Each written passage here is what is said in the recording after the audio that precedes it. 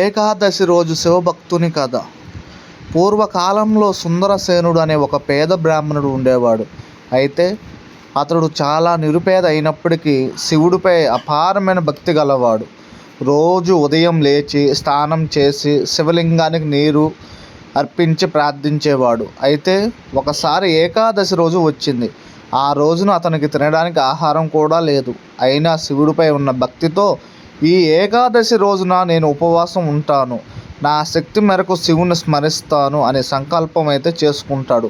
అదే రోజు రాత్రి శివాలయంలోనే ఉండి దీపం వెలిగించి ఓం నమా శివాయ అంటూ జపం చేస్తూ మేల్కొని ఉన్నాడు. అయితే అర్ధరాత్రి సమయంలో, ఇక్కడ గుర్తుపెట్టుకోండి, అర్ధరాత్రి సమయంలో అతడు తెలియకుండానే శివలింగంపై బిల్వ ఆకులు పడేలా చేశాడు. ఆ సమయంలో అతని కన్నీళ్ళు కూడా శివలింగంపై పడ్డాయి.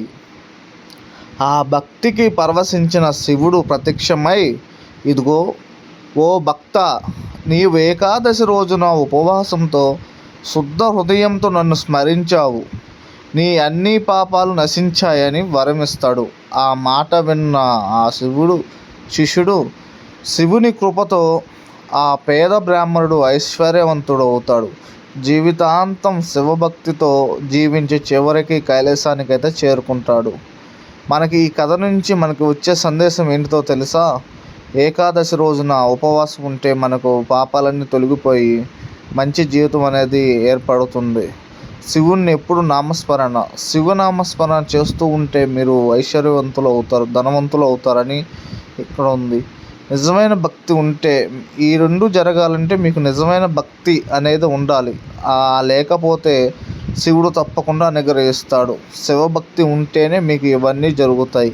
కాబట్టి ఈరోజు ఏకాదశి కాబట్టి పొద్దున లేచి స్నానం చేసి మీరు మంచిగా బట్టలు వేసుకొని తలస్నానం చేసి గుడికి వెళ్ళి పూజలు చేసుకొని పాపాలన్నీ తొలగిపోయేలా చూసుకోండి.